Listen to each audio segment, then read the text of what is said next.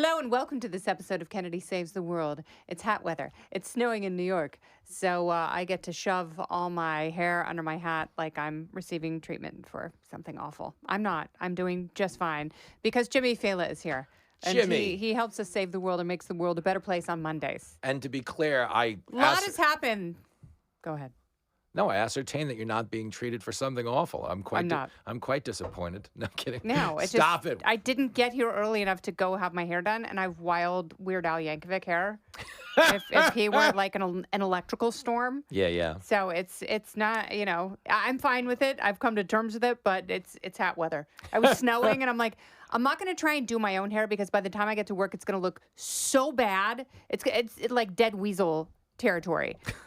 So when I saw you on this weekend, Saturday, on Fox News Saturday night, you were making really funny jokes about Hilaria Baldwin. I was like, oh, that's what we'll talk about. Yes. I've been so excited to talk about her because she's such a fraud. Oh, my God. I've come to the conclusion that her fake Spanish accent is truly racist. Yeah, it is when you really think about it. Because here's the thing. Hillary Baldwin. Yeah. From Massachusetts, Yeah. by the way. I mean, she grew up surrounded by women named Murph. Okay, there was no Hilaria. And how she overpronounces it. So my family, this is in España. I don't know the word for España. What is it? It's how we make the patate and then the Georgios. But I cannot say Georgios. I don't know the English word for it. And that's what she does. My husband, Alexia, he lost the patatas, but he no like the Georgios. So I no make them. I leave them out of the how you said what the cook rica or fry pie. I don't know this word ever. It's like, what the is wrong with her? And here's the thing. The 2 times she did this, folks, what we're referring to is public appearances where she claimed to not know the English word for an English word. A woman who was born and raised in Boston. In Massachusetts. And everyone who's ever, they've done a deeper dive on her than they have about the JFK assassination. And everyone in her childhood, A, doesn't like her, and B, is like, she was a typical, entitled, annoying white girl. Yes. With a white girl accent. Of course. And didn't know the English word for onions. How do you say those cebolas? I don't know. What is the long green thing that it's not the horse penis? It's the thing that goes in that salata. She literally said on the Today Show, this is when this started in 2020. Yeah. She said, she's talking about cucumbers. How you say? Yeah. I don't know the word. Cucumber. Como se dice? Yeah. It's so racist. It's insane. But as I said on Fox News Saturday night, Yeah. still better than the time her husband forgot the English term for loaded gun. Still better. But stick with me because you're right about the racist thing. It's beyond cultural appropriation because she is faking it in that Rachel Dolezal level that we talk about. Rachel Dolezal, like, but in the process is making... I think we all have a little Dolezal in us. Like, we all kind of secretly want to be black. I understood her whole thing. Like, I just want to be black. God. I never wanted to be black until I looked at Jenny's search history. And I was like, oh, maybe I'd be doing a little better on the weekends. Azalea. Like, there's so many people who've put on black scents over the years. I understood Rachel Dolezal. What Hilaria Baldwin is doing, it's fraud. Because in the process, she's making them sound dumb. Yeah.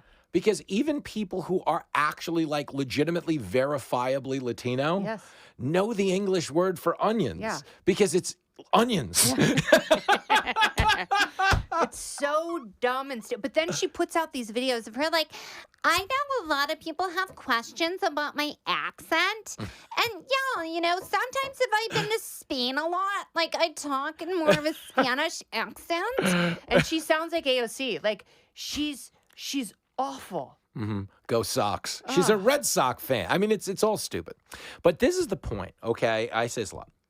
I always say, like, we're living in the death of shame. We need to find a way to bring back shame because people don't feel it. I'm doing my part, Jim. How are you at? I'm trying so hard to make fun of people. But that's the point. And like people like in her capacity should be hit with a code of shame and forced out of like not polite side. Like she can't make a living, she can't feed her family or anything like that. Not that she needs the help. She's a baby factory. They have like 15 children. That's what she's doing. Stop. I know. That's straight up. She does yoga. And like please stop acting like you're a conservative Catholic. Catholic. Yeah, I and mean, you don't believe in birth control. let the record show there's not an area of Alec Baldwin's life where he's shooting blanks. Oh,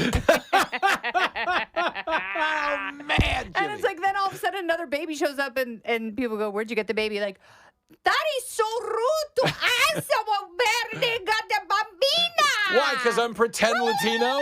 Are you saying I'm fertile because I'm pretend Latino? She's a loser. I'm from Puerto Rico because I flew over it on the way to España. Can I tell you a funny Alec Baldwin story? Yeah. Because he's terrible. He's just a loathsome, miserable person. So I was working on a project once in one of those shared recording spaces, you know, where there's like 5 different studios. Yeah. And when they order out lunch because the engineers take a break, you all eat at a community table where Oh, lunch that's comes and nice. everybody eats. And everyone recording a various project walks out at like 12:30 when the food shows That's up. really sweet. One- That's a lovely One of tradition. whom is Alec Baldwin, who grabs a sandwich, grunts at the room, and walks into a recording closet and slams the door shut. Like, I'm not eating with you people. I'm so much better than you peasants. You disgust me. Don't you know I could be knocking up a fake Spanish woman right now? I've got better things to do. That's so he funny. looks horrible. Like if you see videos of him, he can't walk. He looks worse than Joe Biden. He is actually in bad shape. He looks like he's in pain. He looks like, you know, the demons have taken hold of his soul and his brain, and he's lost the fight. Oh, he doesn't. Yeah, because that's another thing. It's got to be exhausting because he probably thought it was cute in the beginning. Imagine how tired you were with one child. No, And you had Jenny. And Jenny wasn't in yoga pants making fake cooking videos. No, that's what I mean. So think about that, okay? Because he's got to go home and dignify this charade every day. In the beginning, it was probably hip. He was like, oh, I'm dating this hot Latina yoga instructor, Hilaria. Hilaria. This is sexy. It's like she can't get enough sex. Yeah, I'm this young. Yeah, exactly. And now he has to go home and put up with that. Although I wonder about this. Seriously. Do you think, I mean this. Crazy Okay. fake Spanish Let me give nympho. you some real, like, cable news level Brett Baer analysis. Do you think he likes banging her so much that he just puts, he's made a deal with her where he's like, all right, Toots, I know you're not Spanish. But that sweet little cookie jar of yours, okay? Can we just... Your cucumber Can in my we ay, just- caramba! How do you say cookie in English or Spanish? Either one. I'll Like, I take don't either care. one. I just want to impregnate you again. Do you think that... Your abuelita, Yes. something. Meaning, like, is it possible that behind closed doors, Yeah. they acknowledge that this is a charade that she can't break because it would obviously bring great shame upon the 2 of them?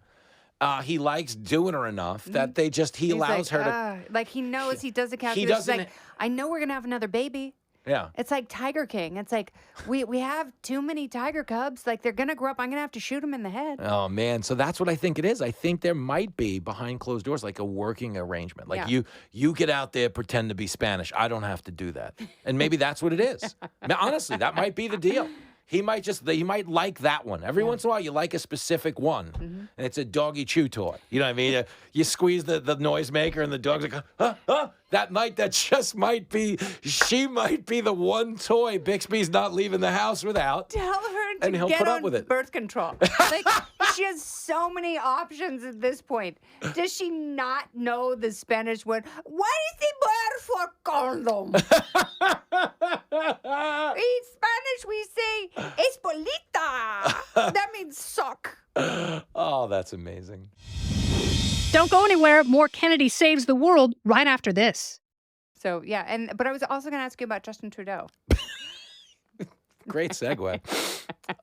It's edition. Speaking of fake black, Yeah, something tells me he's not resigning to start a Halloween masquerade. Justin Trudeau, who did famously wear black. I don't know if they call it black or brown face because I think he was being Middle Eastern. Yeah. But the point is, I'm right there with you. And he was the worst type of world leader you could ever have in that he was doing all the beta stuff. Under the guise that he was this compassionate, the nicest person I'm and a people proud kind. feminist. Yeah, that guy. The United States had the opportunity to elect a woman twice. Well, simultaneously trying to starve non-vaxxers to death. Yeah. And freezing bank accounts and rolling in army tanks because truckers went on strike. God. And you talk about a peaceful protest. Yeah. Okay. It's like we're honking our horns. Whoa. Yeah. Not if these No, you're- our Sherman tanks can help We're it. not even. You don't even get to go on welfare. And what I'm really really hoping and praying is like people have caught on to the whole, because it was such a charade that for a long time, people like him on the left were getting their way by saying, hey, if you disagree with me, the people are going to go out and kill people that we're talking about here. And it worked for a minute. And then everybody was like, hey, wait a minute. Yeah. And this is my favorite part about the world we're living in. I've told you this before. My Aunt Fran, to get her kids to go to sleep, to bring it full circle with Alec Baldwin, my Aunt Fran, to get her kids to go to sleep when they were young, used to lie to them and say it was nighttime, time to go to bed. And she'd send them upstairs and all the shades were pulled and it was dark out. But that's what she used to do so she could probably have a brandy and shag my Uncle Al. But one day, my cousin Chris... Was Uncle Al Alec Baldwin? You have to tell me. You have to tell me. He owned a shoe store. Was Aunt Fran the original Hilaria? Hilaria. So one day... Francisca! One day, my cousin Chris peeked out of the blinds and was like, hey, wait a minute. It's 2 in the afternoon. You dumb witch.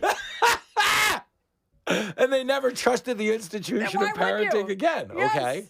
But that's the point. I think that's what it means to peek behind the curtain. But I think that's the moment we find ourselves in as a country right now and as a world. Is I think a lot of people peeked out of the blinds. I'm like, wait a minute, this Trudeau guy's not nice. Yeah. He's starving people. He's awful, and everything that he loves sucks. Thank you. So addition by subtraction. Yeah. Maybe they go on a tour together. Maybe Trudeau and Hilaria. That would be amazing. If they fell in love, it would just complete the love triangle. How does that work out? Yeah, that'd be like A squared plus C squared. Does he put the blackface back on for the date with Hilaria? Yeah. I love this. They're going to be in a throuple with Rachel Dolezal. Oh, that's fantastic. And then quickly, Nikki Glazer, how did you rate her?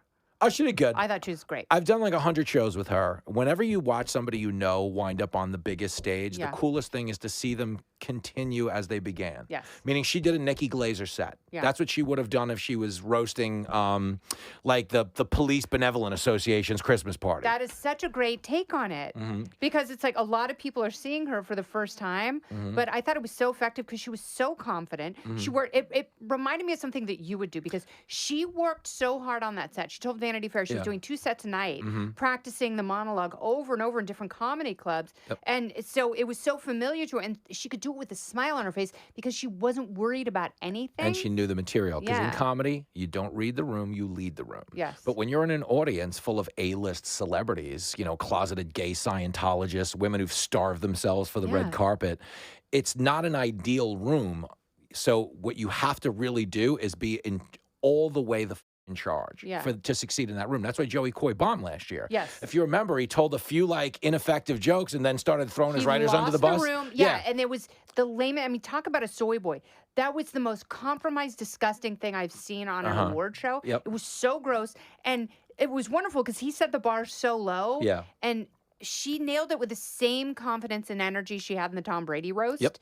And it was awesome. And you could tell she was really a fan of people. Yeah. And they were like nervous, but she was genuinely funny. Yeah. So they couldn't help but laugh because it wasn't mean-spirited. Yeah. It was actually thoughtful and funny. And they knew she was bargaining with them in good faith. Yeah. And that matters. That's the responsibility of the comic, and that's what a lot of people don't get right. And when she said, you know, before a commercial break and when they came back, she was like, I love where you guys are putting your eyebrows this year. So she's making fun of plastic surgery, but then she goes, oh, I'm doing the same thing. Yeah. You know, so she's like admitting, she's like, I'm just as vain as all of you. She goes, oh yeah, I'm drinking more water and meditating. Right. It was so effective. It was so funny. I really appreciate it. A win for comedy. Amen, Jim. And this is a win for America that has been saved part of the world, along with Jimmy Failla. This has been Kennedy Saves the World, and I'm Kennedy. Listen ad-free with a Fox News Podcast Plus subscription on Apple Podcasts, and Amazon Prime members can listen to this show ad-free on the Amazon Music app. Oh, go ahead and leave me a review while you're there. I'd love to hear what you have to say. You've been listening to Kennedy Saves the World on the Fox News Podcast Network.